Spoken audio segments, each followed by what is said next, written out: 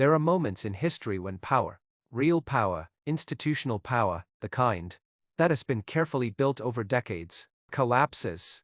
Not gradually, not with warning signs, and press releases and managed transitions. It collapses the way things collapse, when the foundation was never as solid as the structure above it appeared, suddenly, completely, in a way that leaves those who built it standing in the wreckage, wondering how they did not see it coming. That moment has arrived for Queen Camilla. What happened inside those palace walls, in what sources are calling the most dramatic internal royal confrontation in decades, has changed everything. The showdown that the palace tried to keep contained. The reckoning that those close to Camilla say she never believed was actually coming. The collapse of a power that was always, in the end, borrowed from a king who is aging, in a monarchy that belongs to someone else. This is the story of how it ended. The architecture of Camilla's power. To understand how power collapses, you first have to understand how it was built. Camilla's power inside the royal family was never organic. It was not the power of someone born into the institution carrying it in the blood, absorbing it through generations of precedent and tradition and the particular confidence that comes from knowing you have always belonged here. It was constructed, piece by piece, over 30 years, through the most remarkable sustained campaign of institutional positioning. In modern royal history, it began with survival. Camilla survived the hatred, the years when her name was synonymous with destruction, when the British public looked at her and saw the woman who had broken Diana, broken the fairy tale, broken the thing they had collectively believed in. She survived that. Then came rehabilitation. The palace machine, calculating, pragmatic, always operating in the interest of the institution's stability, decided that accommodating Camilla was simpler than fighting her, that Charles' happiness was worth the political cost of acceptance, that time and careful management could smooth the roughest edges of her reputation. They were not entirely wrong. Time did its work. The polls softened. The protests became smaller and then disappeared. The public, exhausted by grief and trade, slowly finding new things to focus on, moved on in the way that publics always do. And Camilla moved in. To Clarence House, to royal engagements, to the patronages, and the appearances, and the carefully constructed proximity to Charles that eventually, formally, became a marriage, and then in the extraordinary culmination of everything she had built, a crown. But here is what Camilla never fully accounted for in the construction of all that power. It was built on Charles, every brick of it, and Charles is not the future. The showdown, sources close to those inside the palace, describe what happened as a confrontation that had been building for months. Not a single explosive moment, though there were explosive moments inside it, but the convergence of everything that had been accumulating. The portrait William placed on the wall, that Camilla could not have removed, the estate that passed to Diana's son, instead of toward Camilla's family, the decree signed by Charles, William, and Anne with Camilla's name absent, in a way that nobody inside the palace could pretend was accidental, the secret plan for her children, exposed by Anne, shut down by William, before it could become real, the private confrontation in the sitting room, the public snub at the royal event, the ultimatum, leave or face the truth, each one a stone, each one, until the weight became too much for the architecture to hold.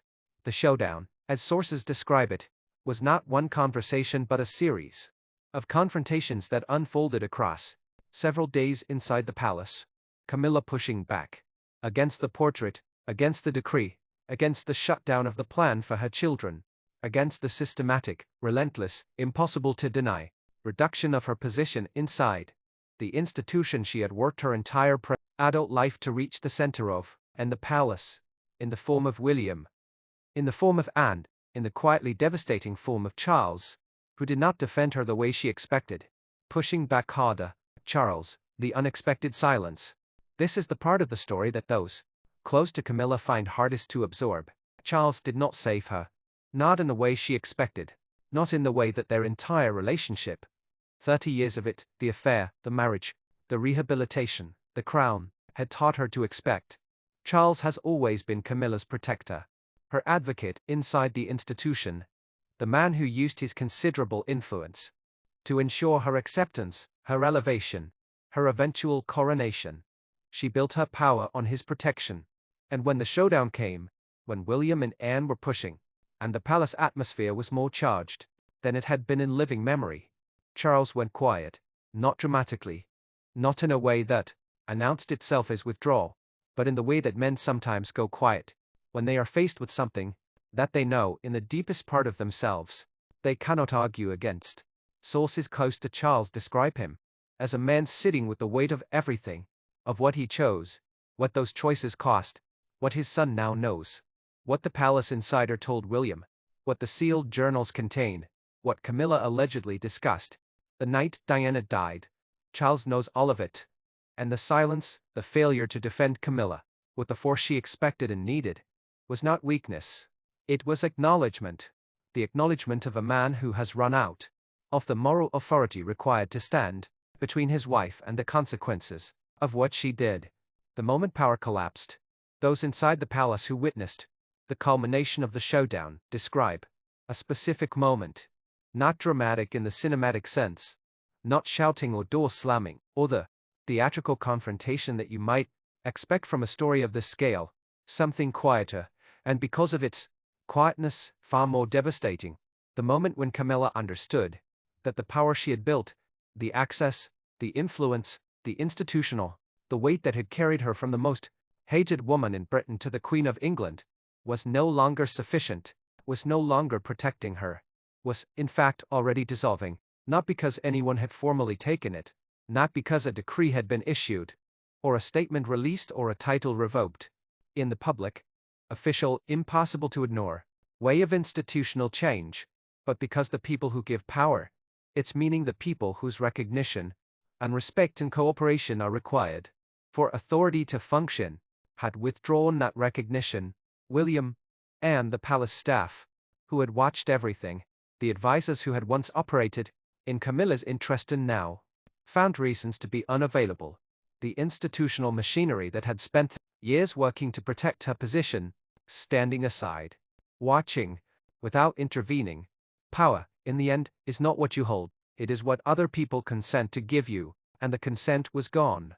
The reckoning that Camilla faces is unlike anything in the modern royal era, not the reckoning of a public scandal, the kind that generates headlines and emergency statements in the palaces, familiar crisis management machinery, a quieter reckoning, more personal, more permanent, the reckoning of a woman who must now live inside the institution she fought her entire life to reach, knowing that the future of that institution does not include her in the way she imagined, that the title she holds, Queen, is Charles's to give, and Charles is aging, that the institution after Charles, the institution William is already building, already shaping, already populating, with the portraits and the decisions, and the alliances that will define it, has no central place for her, that Tom and Laura will not hold royal titles, that the jewels she expected to wear will not always be available to her, that the decree shaping the monarchy's future did not carry her name, that the man she married, the man whose love and protection has been the foundation of everything she built, did not speak up at the moment she needed it most.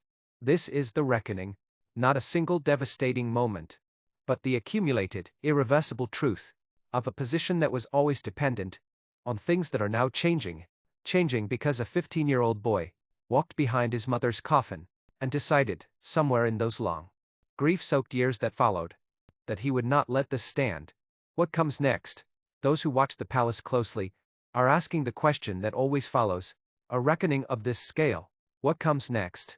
For Camilla, the immediate future is still defined by Charles's reign. She is still queen. She still carries the title and the formal position, and the institutional recognition that comes with it.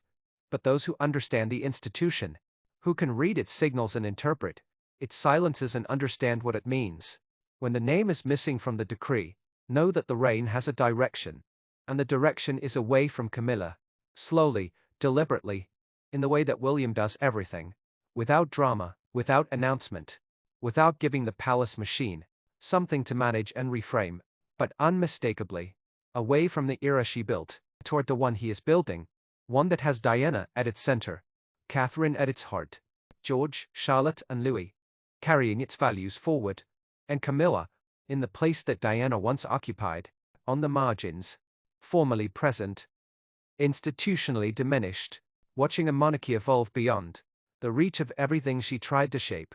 The irony is so complete it barely needs stating, but Northwire will state it anyway. Camilla spent 30 years making Diana marginal, and the son Diana raised is doing the same thing to Camilla, not out of cruelty, out of love, for his mother. Power collapses slowly, then all at once. That is the nature of it. The signs are there for those who know how to read them, in portraits placed on walls, in names missing from decrees, in the quiet withdrawal of the people, whose cooperation power requires to function, and then one day, in a series of palace confrontations that sources are calling the most dramatic in decades, it becomes undeniable. Camilla's power, so carefully built, so patiently assembled, so extraordinarily sustained against the weight of public opinion and historical odds, is collapsing, not because the world turned against her, not because of a scandal or a revelation, or a single catastrophic mistake, but because the future arrived, in the form of a man who loved his mother, who remembered everything, who waited long enough to hold the power required to make it matter, and who is now one quiet, deliberate, impossible to reverse decision at a time, ensuring that the royal family of the future reflects the values Diana always believed it could hold. The reckoning is here, and it is only just beginning.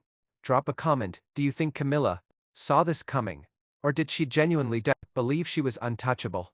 I want to hear from you. New video tomorrow. Same time. See you then. This is Northwire. The Crown has secrets. We uncover them daily. See you tomorrow.